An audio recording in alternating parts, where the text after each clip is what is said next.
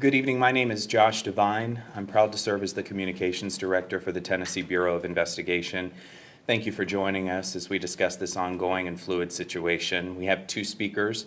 First, Commissioner Parker from the Tennessee Department of Correction, and then TBI Director David Roush. Both gentlemen will make some remarks, and then we'll open it up for questions. First, Commissioner Parker. Thank you, Josh. This morning at approximately 11:30 a.m., Correctional Administrator Deborah Johnson was found in her residence deceased at the West Tennessee State Penitentiary. There was indication in her residence that foul play was involved. Immediately following, the facility was locked down and official inmate count was conducted. At that time, inmate Curtis Ray Watson, 364744, was found missing from a work detail. Appropriate protocols was initiated, the TBI was contacted along with local law enforcement, and a manhunt was initiated immediately. Deborah Johnson began her career with the Department of Corrections on January 30th, 1981 as a correctional officer. She led a distinguished career over 38 years of service to the people of this great state. Ms. Johnson served in numerous positions in the Department of Corrections across the state, including correctional sergeant, deputy warden, and most recently as the correctional administrator for the West Region. The inmate was a minimum custody offender assigned to a job of farm laborer at the Henning facility. Curtis Watson was serving a 15-year sentence on an especially aggravated kidnapping conviction out of Henry County, 2013. His current sentence was due to expire in 2025. Watson had previously been convicted of aggravated child abuse out of Carroll County. That sentence expired in 2011. He had no disciplinaries since 2007. Prior to 2007, he had disciplinaries for failure to report to his assigned duties and classes. I want to extend my condolences to the family of Ms. Johnson, who was the victim of this homicide.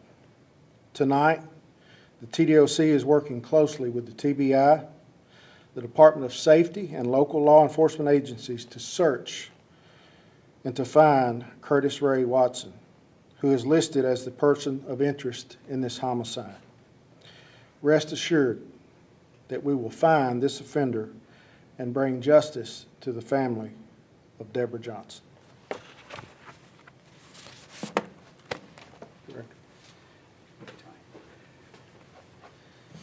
I want to reiterate the condolences to the family. Obviously, this is a tough loss for the family and quite frankly, for the state of Tennessee. We also recognize that it's a loss to the Tennessee Department of Corrections, and our thoughts, our prayers go out to the family, but also to the TDOC and their team. TBI is currently working with various agencies across the area to do everything possible to find this person of interest, Mr. Curtis Watson. We will continue to work throughout the night in the ongoing search.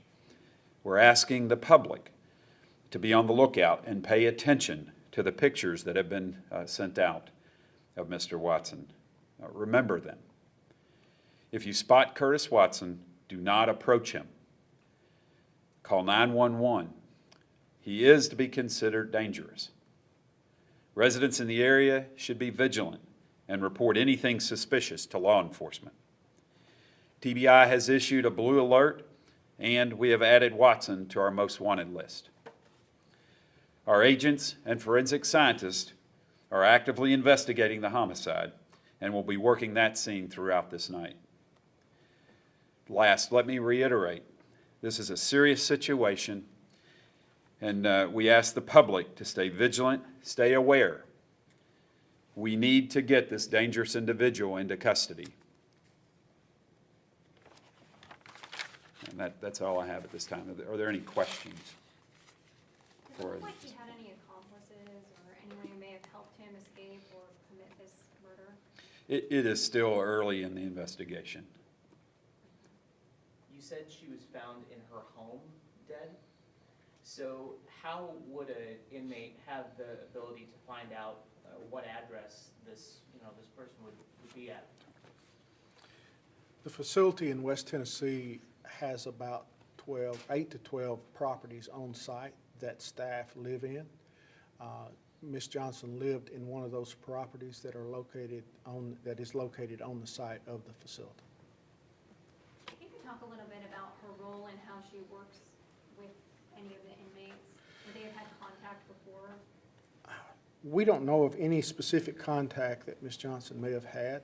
Now, Deborah's been in the system a long time, as many years of service as she has with the offenders in Tennessee. It's possible she could have known this offender. But her role basically is to supervise the facilities in the West Region, the wardens in that area.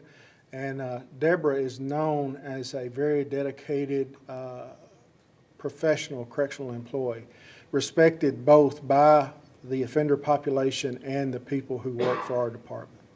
Any stolen property, a gun, car from her residence? I would refer that to the director. Again, way early in the investigation for us to release anything of that nature. Do we think he's armed? Again, I can't go into those details at this time.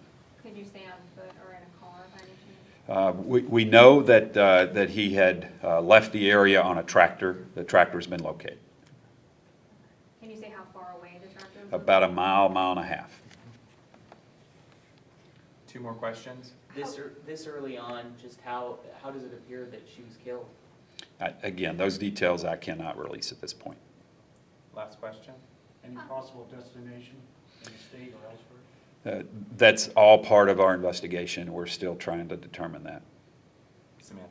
Yeah, who did Ms. Johnson answer to? Like, who is her direct superior? Ms. Johnson would answer to the Assistant Commissioner of Prisons for the Department of Corrections. Has the governor become involved in this case at all?